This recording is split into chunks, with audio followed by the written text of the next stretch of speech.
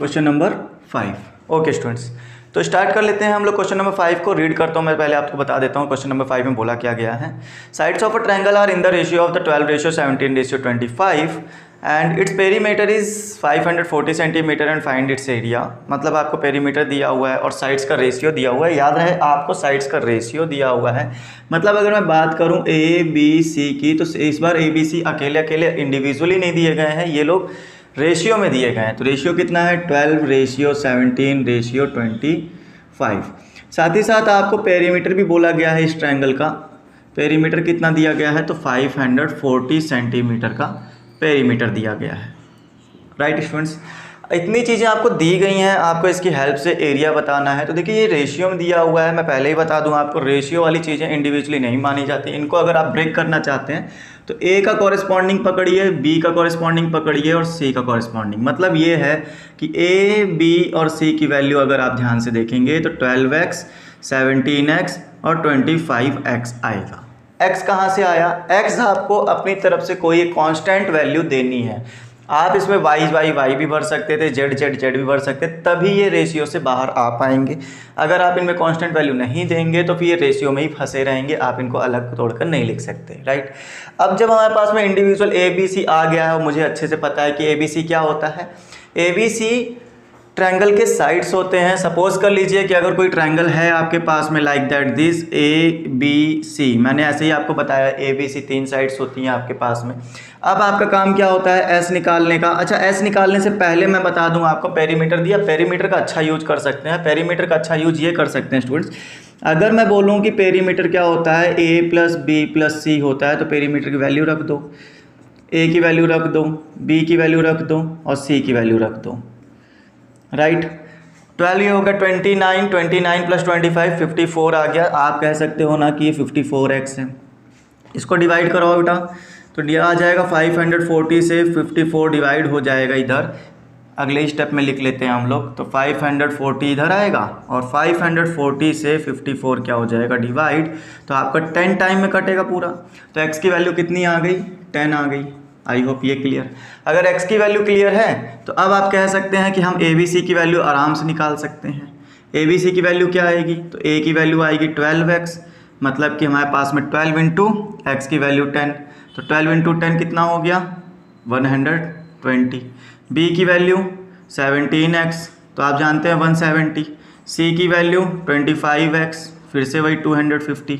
ये हमारी ए बी सी की वैल्यूज़ कैलकुलेट हो गई हैं। अब जस्ट इनको हमको सॉल्व करके देना है कि कितना आएगा सॉल्व करने पर। राइट, आइए बताते हैं। सॉल्व करना फिर से वही, एस की वैल्यू निकालिए सबसे पहले। तो एस की वैल्यू क्या आएगी, अंडर रूट तो एरिया में आएगा। इसकी वैल्यू क्या हो जाएगी, A plus B plus C divide by 2।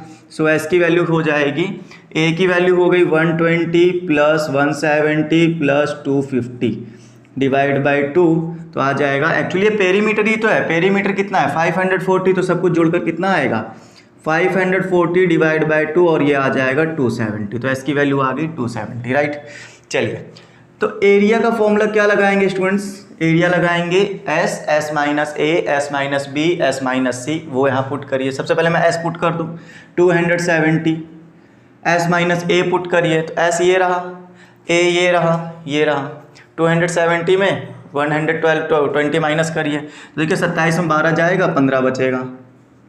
ठीक, उसके बाद में 27 में से 17 तो 10, 27 में से 25 तो 20।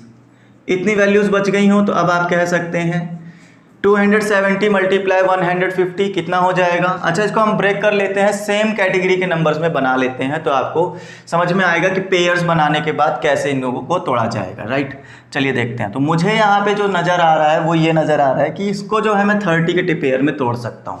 3 3 जा 9, 9 3 जा 27 होता है, वहीं से हम इसको तोड़ेंगे। तो ये आ जाएगा मेरा 30 इंटू 3 90, 90 इंटू 3 कितना आ गया 270 आ जाएगा। जब आप इसको मल्टीप्लाई करेंगे तो ये आ जाएगा। और ये भी हमारा 30 के पेयर में टूट रहा है, 30 इंटू 5 के पेयर में।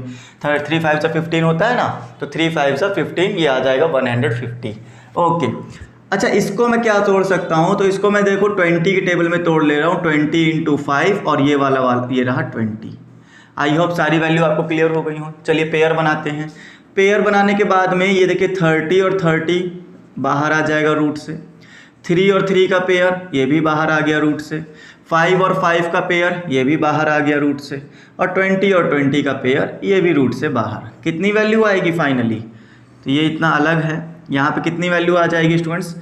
तो 30, 3 3 ज़ा 9, 9 5 ज़ा 45, 45 2 ज़ा 90 और 1 0 यहाँ से 1 0 यहाँ से मतलब 2 0। तो कितना आंसर आ जाएगा? सेंटीमीटर में है ये सब, पेरीमीटर सेंटीमीटर में, इसका मतलब ये आएगा सेंटीमीटर स्क्वायर। 9000 सेंटीमीटर स्क्वायर आपका एरिया कैलकुलेट होकर आएगा जब आप x की वैल्यू को अच्छे से पुट करेंगे तब, राइट।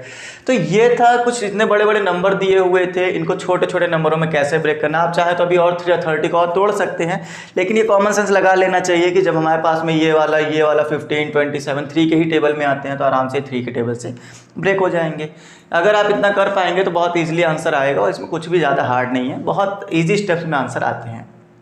क्वेश्चन एक्चुअली सेट ही ऐसे किए जाते हैं स्टूडेंट्स कि वो आराम से सेट हो, सॉल्व हो जाएं, आपको कुछ प्रॉब्लम ना आए सॉल्व करने में। यहाँ पे स्क्वायर रूट निकालना पड़ेगा तो बड़ी प्रॉब्लम आएगी, स्क्वायर रूट निकालने के लिए फिर स्क्वायर रूट मेथड सीखना पड़ेगा। तो वैसे नंबर और वैसे डिजिट नहीं आते हैं क्वेश्चंस के अंदर कि आप फंस जाए उसमें, राइट।